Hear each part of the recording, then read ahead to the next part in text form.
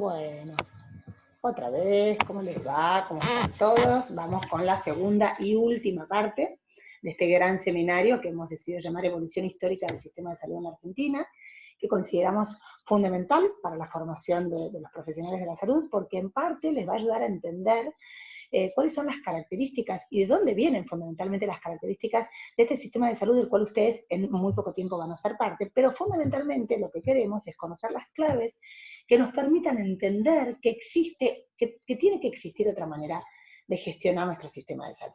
Bien, recordamos un poco dónde habíamos dejado la vez pasada, terminamos con la Revolución Libertadora, ¿sí? 1955. Bien, de la misma manera que hicimos en la primera parte del seminario, vamos a repasar cuál es el contexto internacional, ¿sí?, respecto de los paradigmas sanitarios más importantes, los paradigmas económicos, para revisar dentro de este contexto regional cuál es la evolución de la Argentina. Bien, después de la segunda posguerra se abre en el mundo un nuevo paradigma sanitario, donde deja de ser ya un asunto exclusivo de la órbita individual de las personas y pasa a ser un asunto de Estado. Claramente pasa a integrar parte de las agendas, de los estados. Esto tiene que ver también un poco con la creación sucesiva de todas las agencias internacionales que conocemos hoy en día, desde la OMS, OPS, UNICEF, OIT, digamos, todas estas agencias están marcando la pauta y marcando parámetros de cuál tiene que ser la referencia de los estados en términos de materia sanitaria. Esto quiere decir que las expectativas de salud se han ampliado. Todos los estados ahora tienen como uno de sus objetivos esto de proveer una atención médica accesible, oportuna, integrada a la totalidad de la población. Vamos a ver, sin embargo, que Argentina a inicios del 55 va a ir un poco a contramano de este nuevo paradigma, no tanto porque sea una decisión política o filosófica, sino porque lo que se instala, como dijimos en el seminario anterior, es un antiperonismo tan marcado y tan revanchista que ni siquiera se pueden revisar ciertas cuestiones de carácter racional. Entonces, todo aquello que tenga, que emule de alguna manera lo que sucedió en el peronismo en los últimos 10 años va a ser destruido, por más que se trate de hospitales, institutos especializados y demás.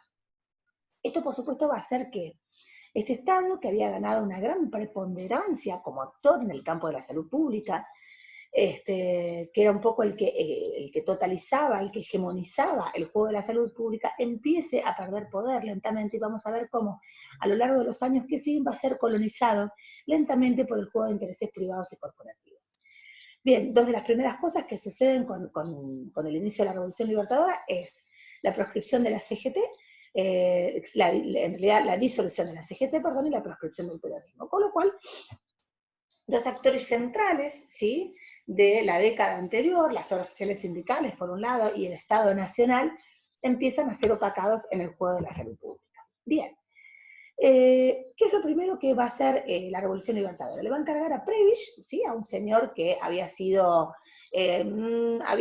presidente del Banco Mundial, creo, durante la gestión de Castillo, es un liberal de fuste, ¿sí?, le va a encargar una especie de diagnóstico y de plan de acción que se conoció como el Plan Prebisch.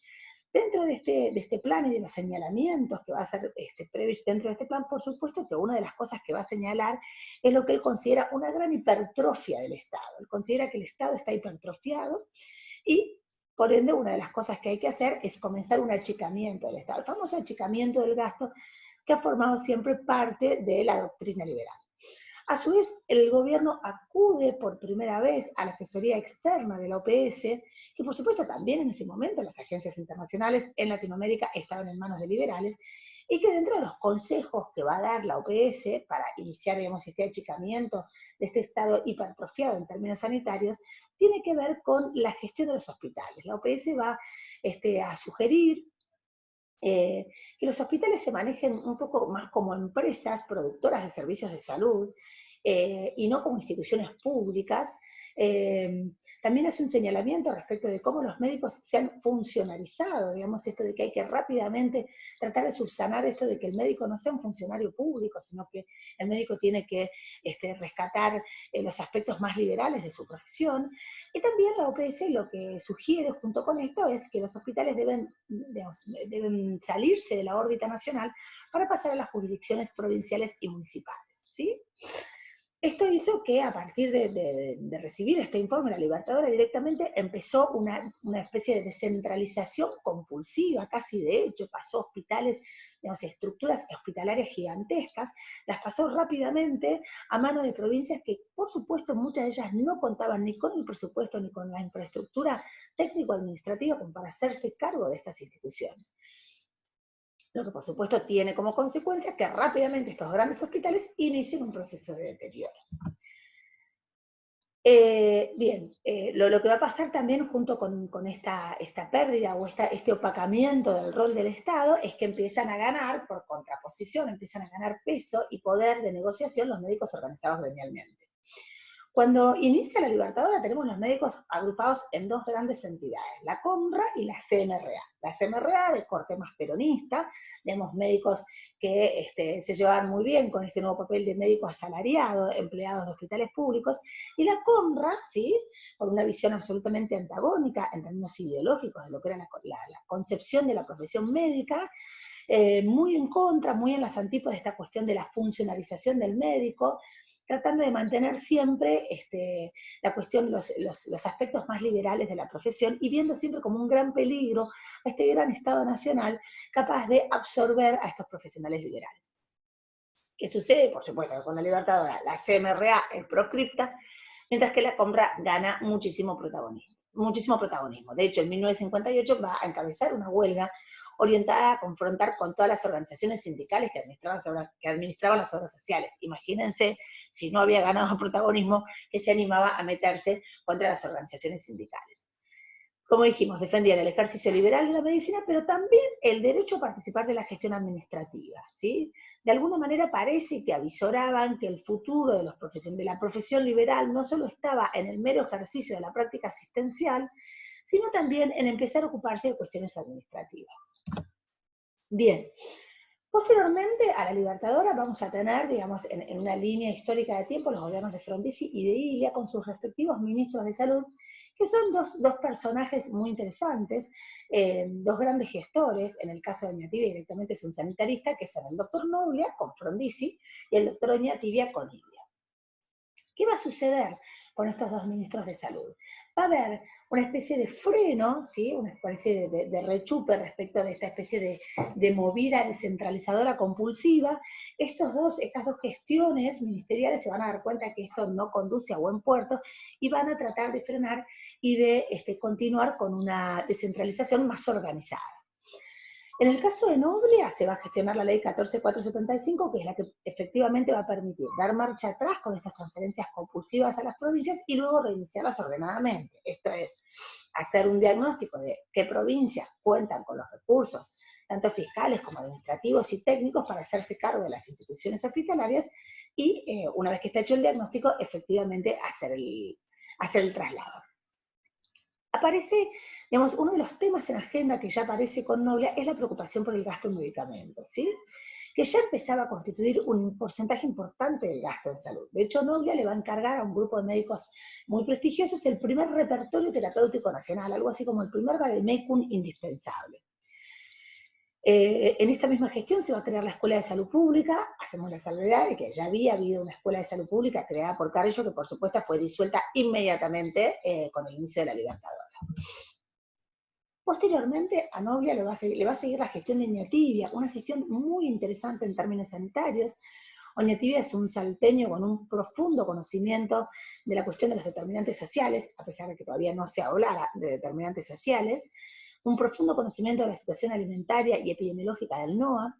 De hecho, le va a dar un carácter prioritario a la provisión de servicios de saneamiento ambiental, de manera tal que va a conseguir un préstamo, o sea, va a gestionar ante el BID, ante el Banco Interamericano de Desarrollo, para conseguir un préstamo que nos permita poner en marcha el Plan Nacional de Abastecimiento de Agua Potable en zonas rurales. Va a ser un catastro nacional, va a ser un tipo muy preocupado por inventariar, ¿sí?, ciertas cuestiones de recursos técnicos y profesionales del Estado. Entre 1964 y 1965 va a inventariar a través de un catastro nacional de recursos y servicios de salud, que nos va a decir, por ejemplo, cuántas camas de internación teníamos en ese momento. En 1965 va a organizar la Dirección de Estadística y Economía Sanitaria, todo esto con apoyo de la OPS. El tema del medicamento que se había iniciado con Noblia, esta preocupación por el gasto que significaba la compra de medicamentos, se va a instalar fuertemente en la gestión de Oñatibia. El gasto continuaba en ascenso, obviamente, se realiza un gran estudio coordinado entre el BID, la CEPAL y la OEA, que muestra, digamos, la incidencia de los gastos en medicina en los presupuestos familiares y mostraba que, por ejemplo, en los grupos de menores ingresos, lo mismo sucede hoy, quiero aclarar, que en los grupos de menores ingresos el gasto en medicamentos alcanzaba más del 62% del gasto en salud de los hogares, ¿sí? Ustedes sabrán que inclusive hoy en día uno de los indicadores que se utiliza para evaluar la eficacia y el desarrollo de los sistemas sanitarios es el gasto en salud, el gasto de bolsillo en medicamentos. Cuanto mayor es el gasto de bolsillo en medicamentos, peor, más deficitarios son los sistemas sanitarios, ¿sí? Bien, esta preocupación se instala fuertemente de manera tal que se sancionan dos leyes, la 16.462 y 463, que lo que vienen a hacer es a regular todos los aspectos económicos y técnicos de la producción, importación y comercialización de medicamentos. Muy bien, señores, este fue el inicio del fin del gobierno de Ilia, ¿sí? Se imaginan las fuertes presiones que esto generó por parte del lobby farmacológico, si bien todavía en ese momento no se hablaba del complejo farmacológico industrial, como se habla hoy en día, ya existía claramente y estaba representado en nuestro país por corporaciones económicas muy importantes que comienzan a presionar fuertemente y tiempo después se produce el derrocamiento del gobierno de Ilia. De hecho, muchos historiadores del campo sanitario consideran que las leyes de medicamentos fueron el principal factor desencadenante de la caída del gobierno de Ilia. Muy bien. Con la caída del gobierno de Ilia, vamos a entrar en el periodo conocido como de Revolución Argentina, ¿sí? Donde, a cargo de Onganía, digamos, un gran estatista, por decirlo de alguna manera, digamos, un hombre más reconciliado con esta cuestión de que el Estado tenía que tener un rol central, le dio cierta continuidad a la gestión, por lo menos en términos técnicos, de Noblia y de Oñatibia en el Ministerio de Salud. A pesar de esto, bueno, por supuesto se siguen eliminando muchos institutos especializados en esta época de los creados por Carrillo, y va a prevalecer una tendencia a favorecer a las organizaciones sindicales y a los prestadores de los servicios de salud. A los prestadores de los servicios de salud por una concepción liberal, ¿sí? Y a las organizaciones sindicales para tratar permanentemente de ganar legitimidad y viabilidad política. Bien, empieza un proceso de ordenamiento de las obras sociales sindicales. De hecho, aparecen un montón de leyes sucesivas que lo que van a ir armando son las normas operativas, arancelarias, las condiciones de reciprocidad para regular convenios entre proveedores y compradores. Digamos, hay todo un proceso de ordenamiento de estas obras sociales sindicales que, como vimos, en realidad son de fines del siglo XIX, ¿sí? Pero que vienen, digamos, vienen desarrollándose en un marco de mucha heterogeneidad, de mucha fragmentación. Ya habían iniciado un proceso de ordenamiento a través de las ramas sindicales más importantes, con la década del 40, a la cual llamábamos la década del doble nacimiento. Sin embargo, con Onganía se producen muchas cuestiones jurídicas e institucionales que van a hacer al ordenamiento de las obras sociales. Bien, comienzan a establecerse los primeros convenios entre las obras sociales, y los gremios médicos. Esto empieza a generar las primeras tensiones entre estos dos actores, ¿sí? Tensiones, por supuesto, vinculadas a los aranceles. Las obras sociales quieren que sus afiliados tengan garantizada la mejor atención al menor precio, mientras que las corporaciones de profesionales lo que quieren es mantener la libertad para fijar un precio a la consulta. Se empiezan a constituir los primeros vademecum, los primeros libros de prácticas aranceladas, los primeros nomencladores nacionales, ¿sí? Uno de los primeros fue lo que se llamó el Libro Verde de FEMEVA.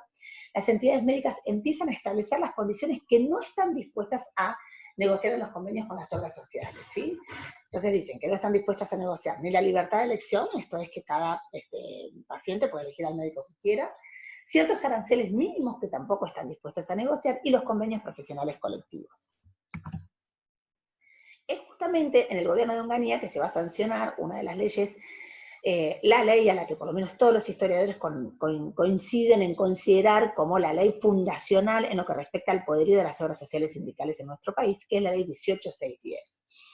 ¿En qué contexto se va a sancionar esta ley que le va a dar tanto poderío a las obras sociales sindicales en nuestro país? A ver, en un contexto de muchísima conflictividad sindical, donde el gobierno de Onganía no consigue establecer un canal de diálogo, no consigue establecer una alianza estratégica con la CGT, a punto tal que la CGT se fracciona, lo cual hace que el diálogo entre el gobierno y la CGT sea todavía más difícil.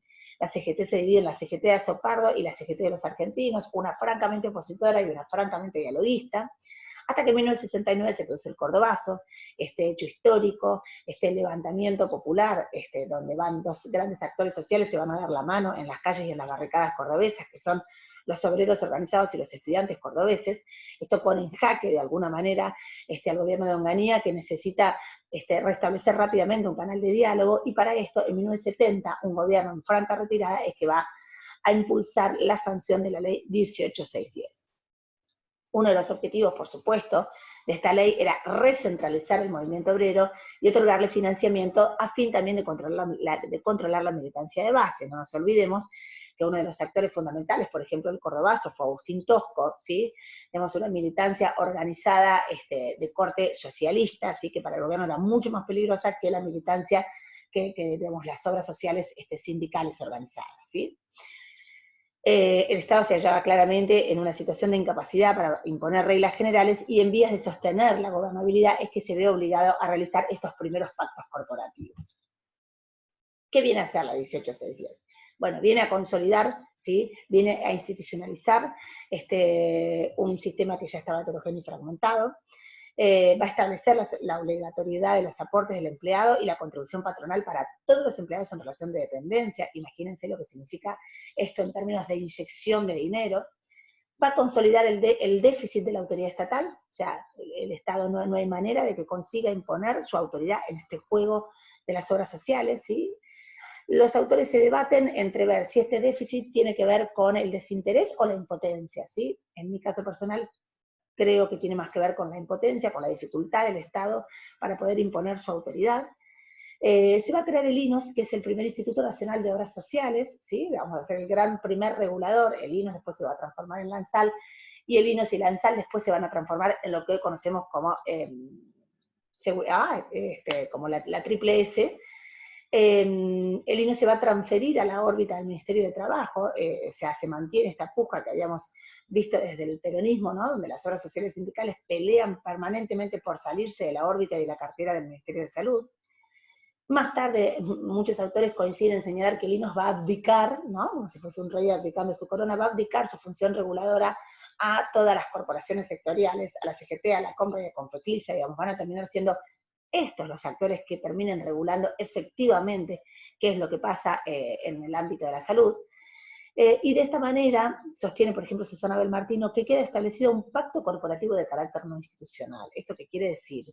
Cuando el INOS se retira, ¿sí? Deja de poder regular lo que sucede con las obras sociales sindicales, la salud queda en manos de actores corporativos, queda en manos de las obras sociales sindicales y queda en manos de estos primeros prestadores que empiezan a consolidarse y a cartelizar el mercado sanitario. Bien. A su vez, con la sanción de la 18610, también la corporación médica, ¿sí? En este pacto, ¿no? En este pacto corporativo, la corporación médica logra imponer los principios históricos, los principios ético-técnicos históricos que siempre defendió: la libre elección del paciente, la libertad de la prescripción y la remuneración del acto médico, ¿sí?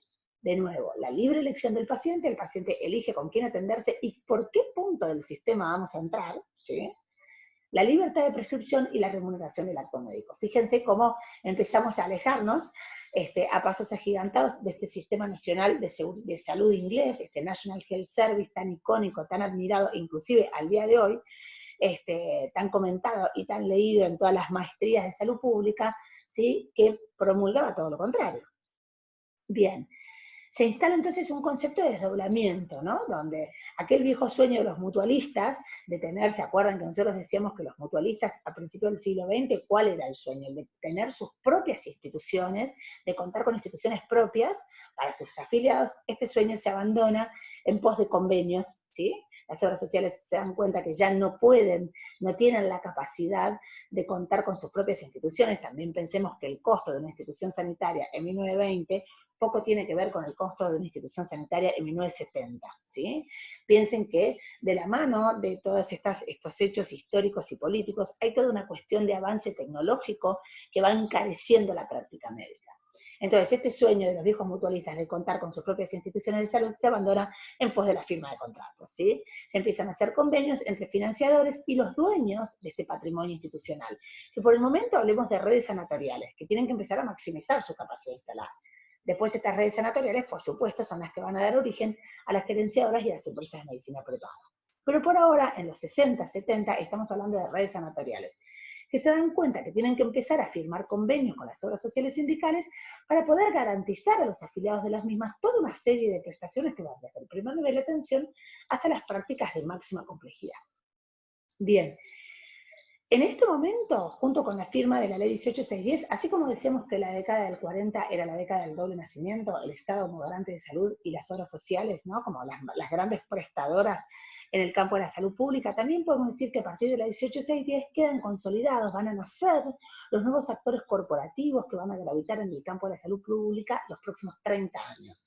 Por un lado, las obras sociales sindicales, claramente, y por otro lado, la profesión médica va a tener un dominio prácticamente en todos los niveles de la actividad. Va a regular, va a fiscalizar, va a establecer las normas, va a capacitar los recursos humanos. Muy bien. Este pacto corporativo se consolida como árbitro del juego sanitario. La salud de los argentinos está en manos de este pacto corporativo. Un pequeño porcentaje de la población, ¿sí?, es el que se atiende exclusivamente en hospitales públicos. Pensemos que hablamos de momentos, de épocas donde no les voy a decir que estamos en pleno empleo, pero sí el porcentaje de población ocupada es altísimo, con lo cual el porcentaje de población que tiene una obra social es altísimo. Entonces, a partir de la sanción de la 18610, el corrimiento del Estado Nacional como actor de peso en el campo de la salud pública es un hecho, ¿sí? Se consolida y este rol central es asumido por las obras sociales y las corporaciones médicas, ¿no? Pensemos en un tablero de ajedrez, donde hay un Estado que se va a retirar hacia la periferia, y hay dos actores que estaban periféricos hasta ese momento que van a entrar al centro del tablero. Una manera de ver esto es, por ejemplo, viendo qué pasa con el número de camas. Fíjense cómo en el 69, ¿sí?, vemos que el número de camas del sector público del 73% baja casi 10 puntos en 11 años, ¿sí? Y son esos 10 puntos los que lo sube el sector privado. Fíjense que pasa del 23 al 31%, mientras que con las obras sociales el número de camas no se mueve mucho, o sea, no mueve mucho el amperímetro. Pero sí podríamos decir que los 10 puntos, ¿sí?, porcentuales que pierde de camas el sector público, prácticamente los gana el sector privado. Por esto que decíamos al principio, cómo el Estado empieza a ser colonizado por este juego de intereses corporativos. Muy bien. Más o menos para esta época, en mayo de 1971, se crea el Instituto Nacional para Jubilados y Pensionados, más conocidos como PAMI, ¿sí? Se transforma así en la obra social más grande de Latinoamérica.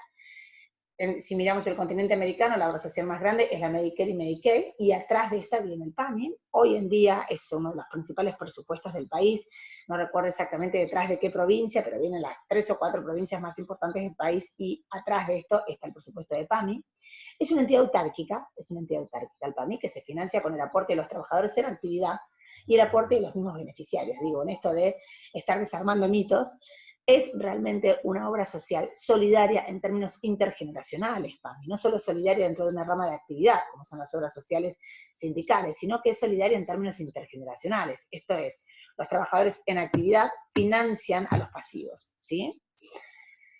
Si bien las prestaciones que brinda PAMI son servicios de bien público, el instituto es un organismo no estatal, ¿sí? Está separado, tiene otra personería jurídica, está separado de la Administración Pública Nacional y está dotado de individualidad financiera y administrativa.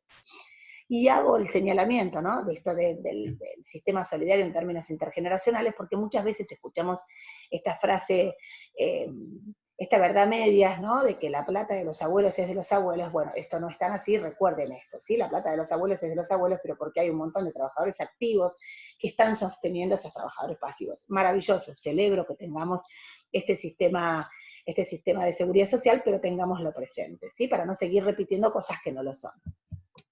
Bien.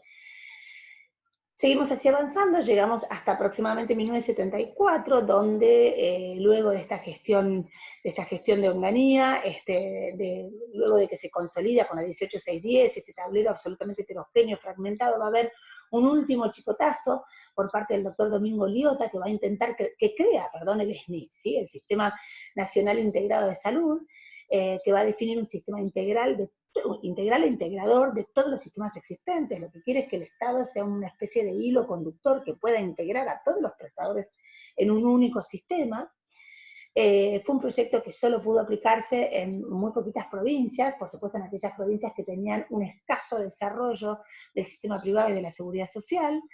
La resistencia fue muy grande en las ciudades más importantes, con una gran estructura prestadora médica social y privada. Después del golpe militar del 76, el SNIS es disuelto y cancelado automáticamente. ¿Qué empieza a pasar a partir del 76? A partir del 76 podemos decir que efectivamente se instala en el país un proyecto de corte neoliberal, ¿sí? Así como nosotros hicimos la diferencia de lo que sucede en el 55, donde quizás no era un proyecto de corte tan neoliberal, sino que tenía más que ver con un proyecto de tipo, digamos, que lo que se venía a destruir o a desguazar o a desarmar era el antiperonismo. Con el proceso militar en 1976, sí, efectivamente lo que empieza es un gobierno, es un proyecto de tipo neoliberal. Bien, empieza lo que muchos autores llaman la crisis distributiva del modelo, ¿sí? Este modelo, que veníamos hasta ahora, que venía en un relativo equilibrio entre estas obras sociales sindicales y estos prestadores, estas redes sanatoriales, con toda la corporación médica adentro, que tenían un pacto tácito establecido, donde se tensionaban por ciertas cuestiones vinculadas a la libre elección, a los aranceles mínimos, etc. Este pacto se empieza a romper, ¿sí? ¿Por qué? ¿Qué es lo que empieza a pasar? ¿Cuáles son las reglas del juego que se empiezan a mover? Primero, hay un proceso de especialización creciente, hay una corriente de especialización que está ocurriendo en toda la región, en el mundo, y que por supuesto también está en nuestro país. Empieza justo junto con esta corriente de especialización un sobreuso de la tecnología diagnóstica y una inversión en tecnología por parte del sector privado como una manera de acopiar y de ahorrar, ¿no es cierto? A pesar de esto, continúa la persistencia de que se puede entrar al sistema por cualquiera de sus niveles, lo cual imagínense que empieza a generar un encarecimiento si yo tengo cada vez más especialistas que usan cada vez más tecnología, y no voy a limitar el ingreso al sistema de mis afiliados, les voy a permitir entrar por cualquiera de sus niveles, esto necesariamente va a traer como consecuencia un encarecimiento del sistema. Esto hace que se empiece a naturalizar la sobrefacturación y sobreprestación como manera de compensar la caída de los aranceles. El incremento de especialidades, camas, sanatorios y aparatología, ¿qué hacen? Estimulan el aumento de una demanda que no está siempre vinculada a las necesidades del paciente. Algunos autores le llaman demanda estimulada por la oferta, ¿sí? ¿Esto qué quiere decir? Los prestadores de salud han acopiado una gran cantidad de tecnología, tienen que usarla. ¿Cómo? ¿De qué manera? Estimulando una demanda inexistente, ¿sí? Esto que vemos hoy en día, ¿no? Haciéndole creer al paciente que en realidad es casi necesario antes de los 30 años tener hecho una resonancia de encéfalo, por ejemplo. Bueno, esto tiene que ver con una demanda generada por la oferta. Bien, a su vez, ¿esto qué genera? Una crisis financiera, sí digo bien, de los financiadores que han perdido por completo el control del gasto. Cuando digo los financiadores, digo las obras sociales. Imagínense las obras sociales que hasta el momento, ¿qué hacían? Contrataban con redes sanatoriales, ¿sí? Y pagaban por práctica todavía, ¿sí? Lo que usaban sus afiliados.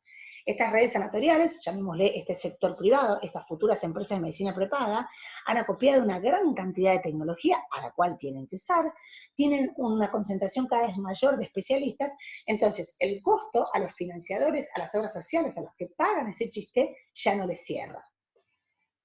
A su vez hay una saturación de la oferta, que supera la demanda solvente. ¿Esto qué quiere decir? No hay tantos trabajadores con capacidad para pagar esa tecnología, ¿sí?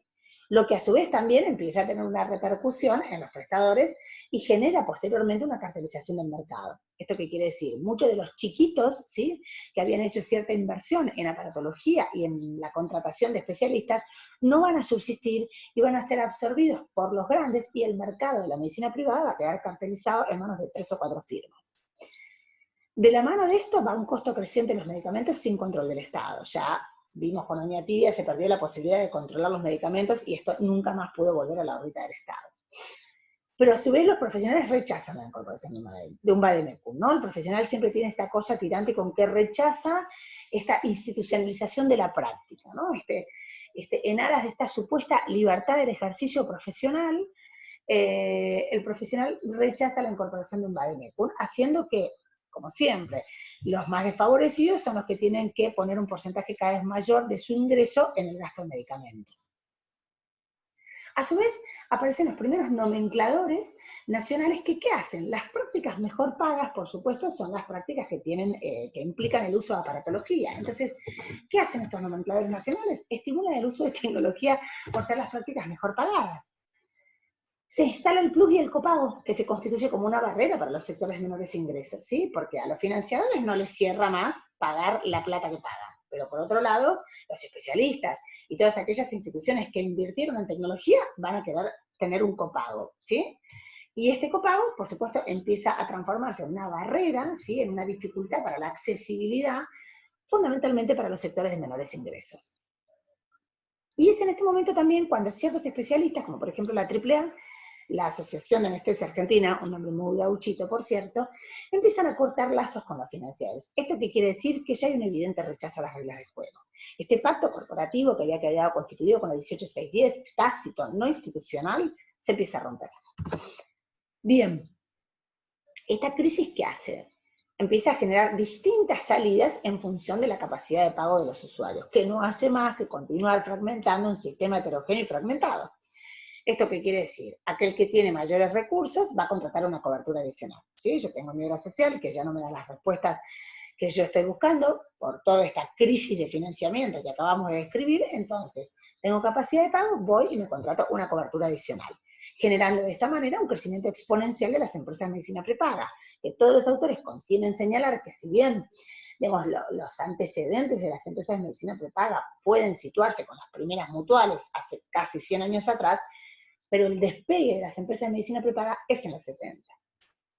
Y los sectores de menores recursos, que tienen una obra social que no les da respuesta, y no tienen la capacidad de salir a contratar una empresa de medicina prepaga, ¿qué hacen? Se vuelcan al sector público, un sector que a su vez hace ya casi 30 años que empezó un declive, un proceso de desmantelamiento, y teniendo que recibir a esta gran cantidad de trabajadores asalariados que no pueden salir a contratarse una empresa de medicina prepaga, lo que va a hacer es acentuar este deterioro de los últimos 20 años.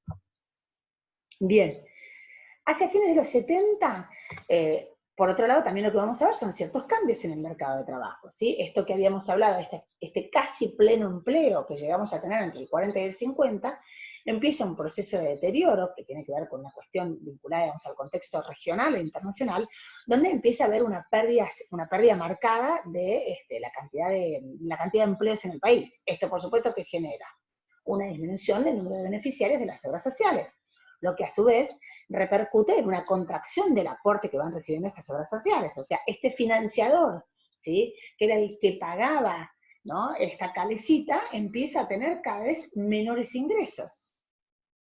Esto va a llevar a que se cambie la modalidad de contratación. Esta modalidad de contratación libre que se había instalado con la 18610, donde ganaban tanto las obras sociales sindicales como las corporaciones médicas, no puede subsistir. Esto ya no hay manera de que subsista así el sistema. Entonces se van a establecer nuevos convenios entre financiadores y prestadores que van a reemplazar la cuestión de la libre elección y el pago por prestación por estrategias de selección de proveedores, pagos modulados o capitados. Aparece la famosa capita.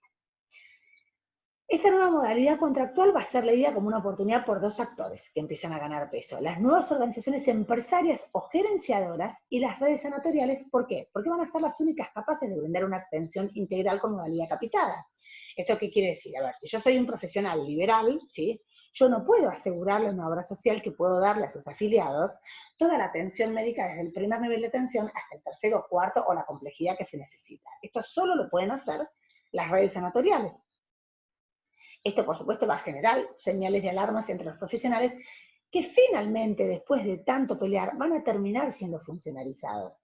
Ya no por el Estado, sino por el sector privado. Es el sector privado el que los va a contratar como funcionarios, esto por lo que tanto pelearon para no ser absorbidos por el sistema de salud público en los 40, va a terminar sucediendo a fines de los 70, donde muchos de estos profesionales liberales, que ya no pueden acatar estas nuevas reglas de juego que implican los sistemas capitados, va a terminar siendo funcionarizado o absorbido o asalariado por el sector privado. ¿Qué es lo que sucede hoy en día? ¿Sí? La mayoría de los profesionales somos empleados de empresas de medicina privada. Bien, terminando la década nefasta que se inicia en el 76, tenemos con la primavera alfonsinista, con la democracia, la posibilidad de reabrir, por lo menos en términos intelectuales, académicos y teóricos, el debate acerca de la posibilidad para pensar un seguro nacional de salud, algo que muchos sanitaristas no abandonan, se resignan, digamos, a abandonar la posibilidad de pensarnos con un sistema único de salud, con una propuesta que en ese momento intentaba organizar el modelo de atención a partir del aseguramiento total de la población. Se intentó también reformular la ley de asociaciones profesionales con la fuertísima oposición de los gremios y no se logró, y finalmente se terminaron sancionando las dos leyes que inclusive hoy son las que regulan las funciones de los distintos prestadores del sistema de salud, que son la 23660 y la 23661, que fundamentalmente lo que hacen es regular la aplicación del PMO en todo el territorio nacional, que es el PMO, el programa médico obligatorio, que es la canasta básica prestacional, que por ley deben recibir todos los habitantes de la República Argentina. Bien, habíamos mencionado a la Superintendencia de Servicios de Salud, la SSS, ¿sí? Que es la heredera, es la que va a heredar, digamos, la fusión de INOS y de ANSAI. Estos organismos reguladores de las obras sociales, permanentemente las obras sociales van a ser muy díscolas, ¿sí? Con estos organismos reguladores. Recuerdan que en su momento dijimos que el INOS abdicó directamente, ni siquiera intentó ser el que regulaba las obras sociales sindicales. Posteriormente esto pasó a manos de ANSAI, y en 1996 se van a fusionar INOS y ANSAI y se va a crear la Superintendencia de Servicios de Salud, ¿sí? Es un órgano de supervisión, fiscalización y control de todos los agentes del seguro de salud, es donde nosotros tenemos que ir a validar nuestra matrícula nacional.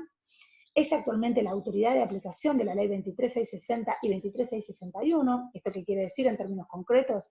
Que si yo como afiliado de mi obra social no recibo alguna de las prácticas que están descritas en el PMO, la autoridad de aplicación a la cual tengo que dirigirme para que aplique la ley es la Superintendencia de Servicios de Salud. Bien, ¿este organismo cómo se financia? Se financia a través de un nombre que probablemente hayan escuchado nombrar en las noticias, a veces hasta policiales, que es el Fondo Solidario de Retribución, o ATE, ¿no? el organismo de programas especiales.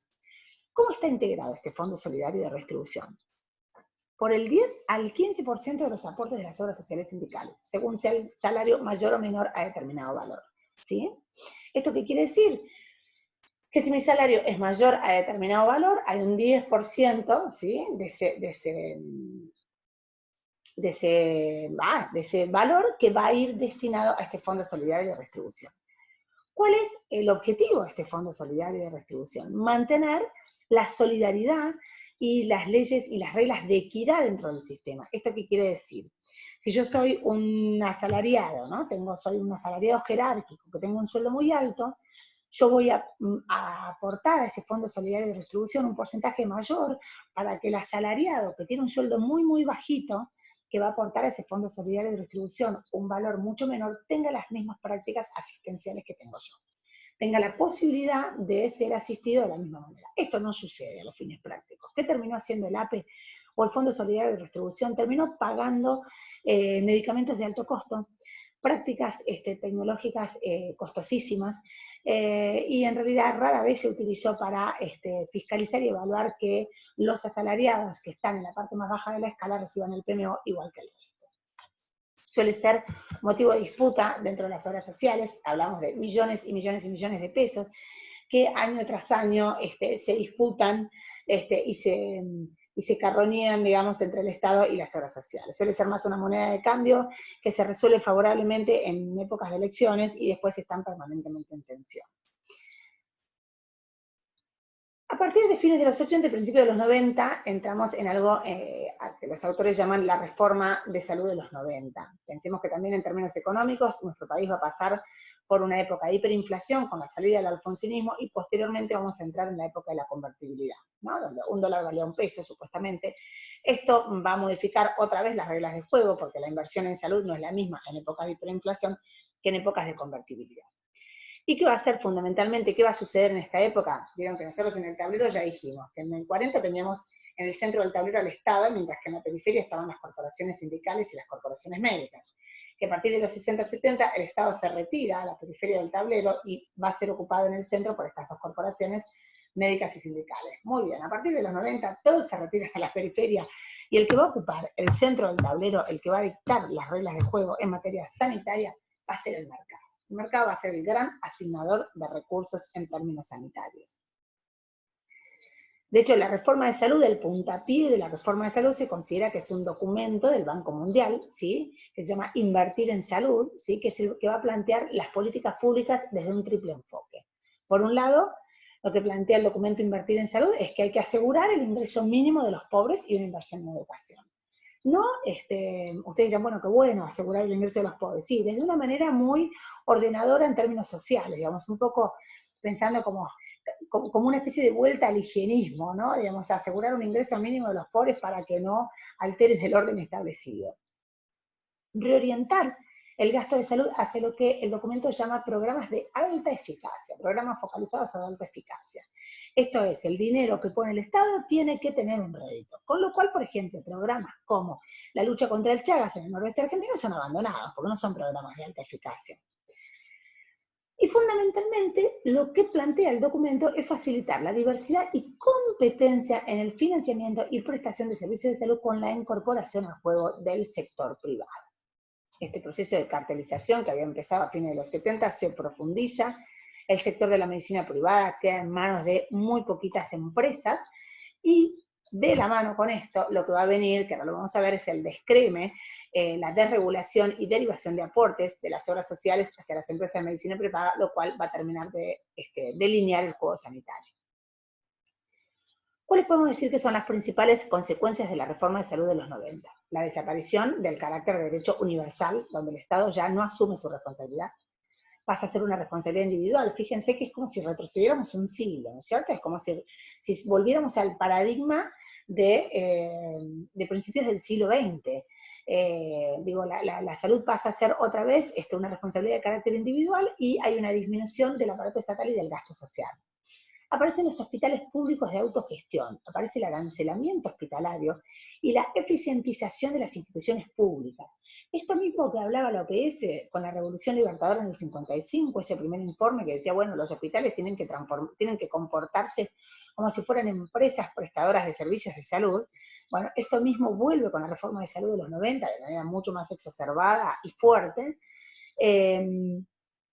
Esto hace que cada hospital, digamos, sea una especie de sálvese quien pueda. O sea, aparte imagínense que en términos de autogestión no va a ser lo mismo, por ejemplo, la cantidad de recursos que puede generar el hospital de San Isidro, ¿sí?, que el hospital de Virrey del Pino, ¿sí? Con lo cual, una vez más, al sistema heterogéneo y fragmentado, no hacemos más que volverlo más heterogéneo y más fragmentado.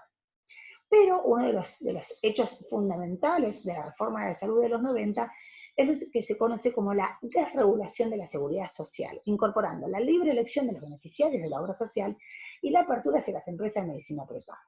¿Qué es esto? Hasta este momento, si vos pertenecías al rubro de los docentes, solamente podías estar afiliado a la obra de los docentes.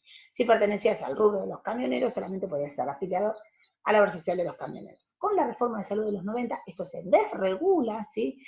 Aparece la posibilidad de pasarse de una obra social a la otra y sobre todo saltar de una obra social a la otra, porque esa otra a la que estoy saltando tiene un contrato establecido con una empresa de medicina prepaga a la cual yo puedo derivar mis aportes y obtener otro tipo de prestación de servicios de salud. Hay una competencia en el mercado con una ruptura de los mecanismos solidarios, por supuesto que los que tienen más chance, más oportunidad de regular, de pasar de una obra social a la otra y de ahí derivar sus aportes a una empresa de medicina prepaga y obtener un OS de 210, el similar a un OS de 210, son aquellos trabajadores que tienen un sueldo más elevado, ¿sí?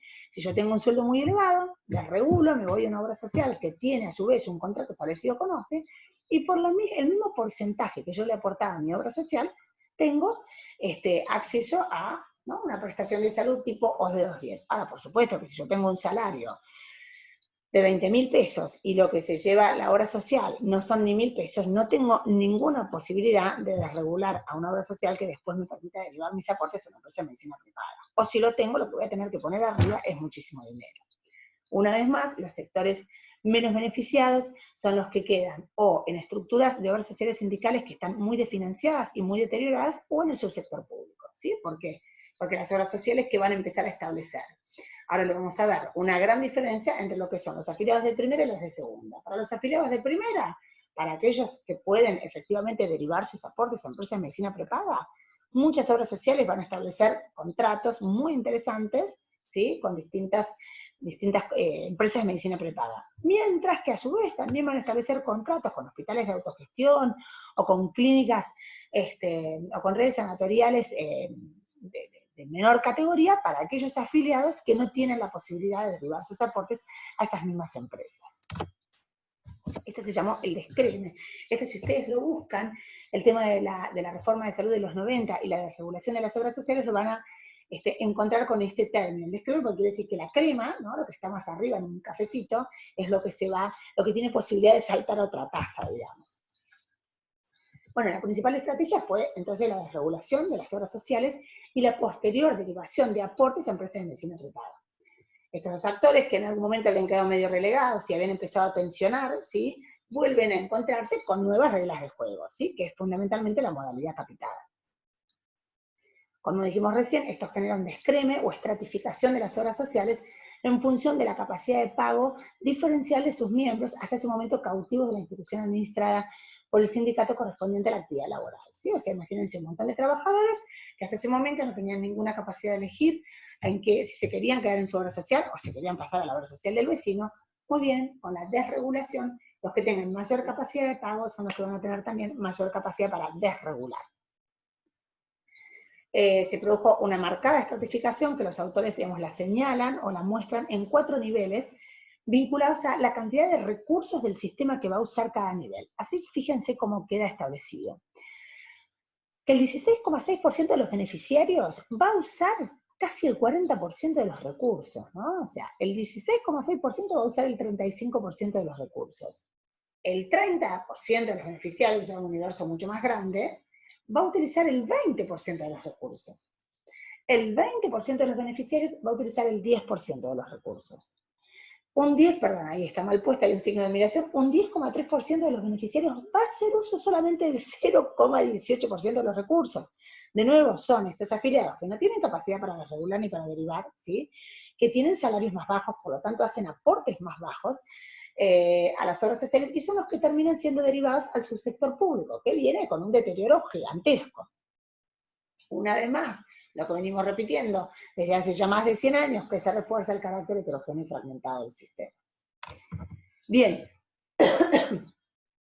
esto de la creación de los hospitales de autogestión, que sigue hasta el momento, es una de las consecuencias de la reforma que padecemos hoy en día, hace que las obras sociales estén obligadas a pagar los servicios que sus beneficiarios generen o demanden en los hospitales públicos. No tengo que contarles, se imaginarán que lo que se paga por práctica, lo que las obras sociales pagan por práctica, los aranceles que le pagan por práctica a los hospitales son absurdos. Hace apenas 5 años, digamos, con el macrismo, no con la gestión anterior, que se actualizaron los aranceles que no se actualizaban hace más de 10 años, con lo cual yo no me acuerdo exactamente los valores, pero era algo así como si yo les dijera que una cesárea en el hospital público se pagaba 1.500 pesos. A su vez, esta norma autoriza a los hospitales a que se inscriban en un registro para complementar sus ingresos, cobrando a las personas con capacidad de pago y fondos originados en las contrataciones con empresas de seguro privado, de salud, mutuales o obras sociales. ¿Qué quiere decir esto?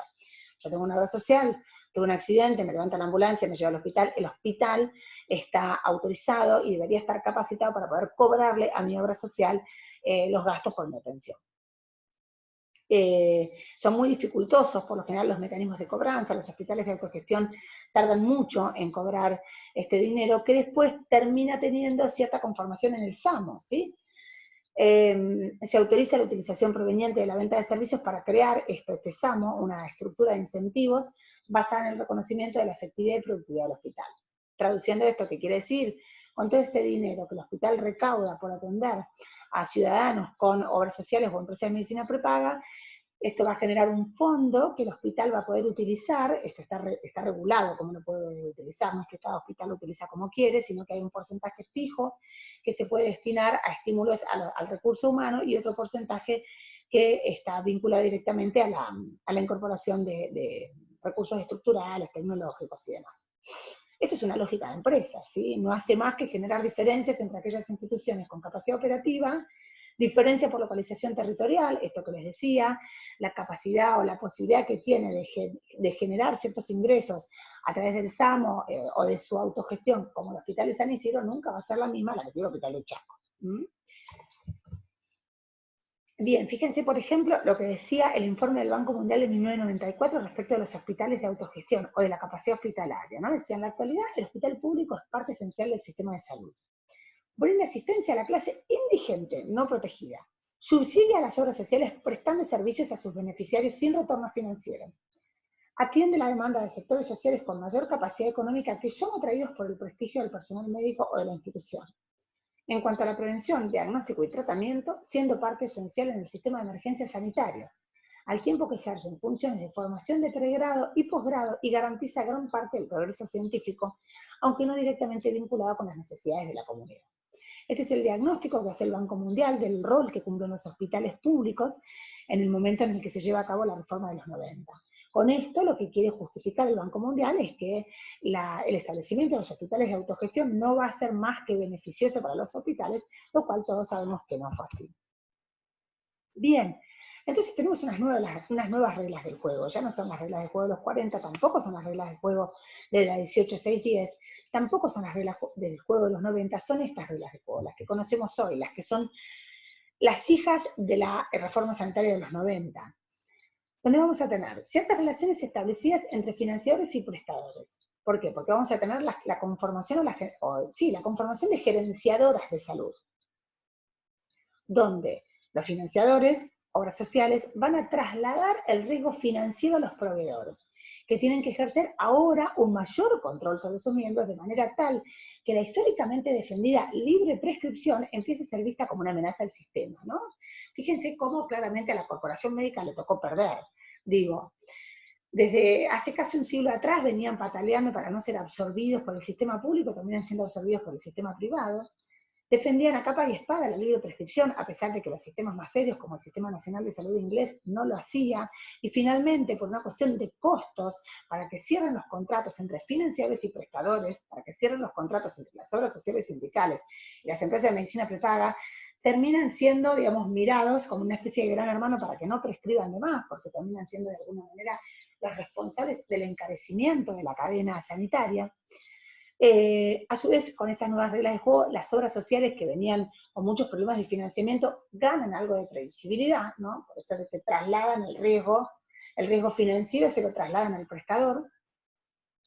Se instala la lógica de la racionalización, esto que digo recién, el profesional liberal que defendía su práctica en solitario, autónoma y libertaria, esto ya no es bien visto.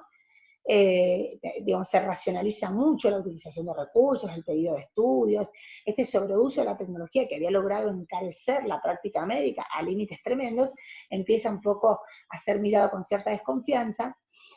A pesar de esto, el sector privado sigue acelerando su inversión en tecnología porque es su estrategia defensiva frente a la saturación del mercado. El mercado se satura y la única manera de mantenerse en el cártel, digamos, de mantener cartelizado el mercado, es siendo el dueño de mucha tecnología. ¿Qué pasa respecto de los pacientes y los proveedores?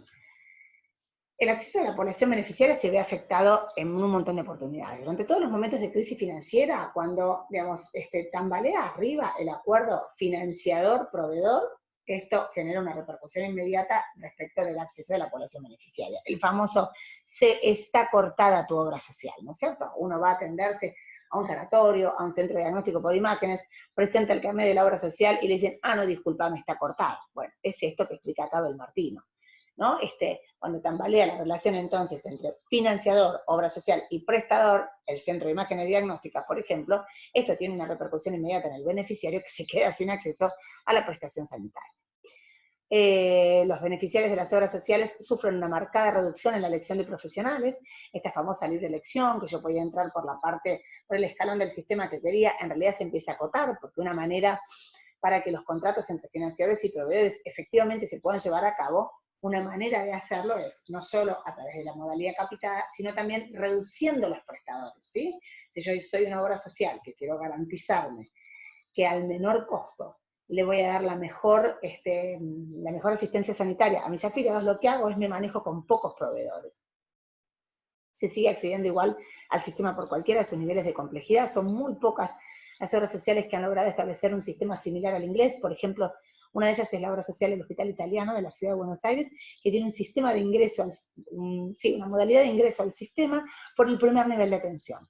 ¿Esto qué quiere decir? Que si vos tenés la obra social del Hospital Italiano, no puedes ir a ver directamente al traumatólogo. Tenés que haber pasado primero por tu médico de cabecera que te derivó al traumatólogo. Esto, digamos, está emulando directamente el Sistema Nacional de Salud inglés. Pero salvo la obra social del italiano, prácticamente el resto no lo hacen.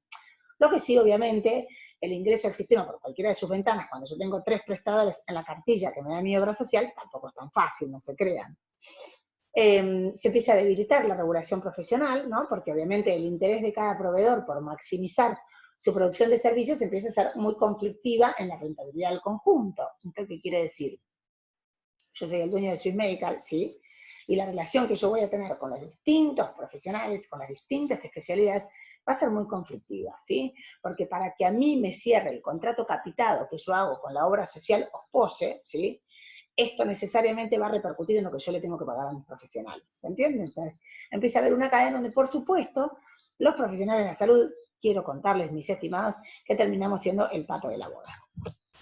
Esta especie de defensa acérrima que hacíamos, ¿no? De nuestros intereses y nuestra libertad en la prescripción, nuestra libertad en la elección del tratamiento. Bueno, quiero contarles que esto quedó en el camino y terminamos siendo el pato de la boda. Así estamos hoy.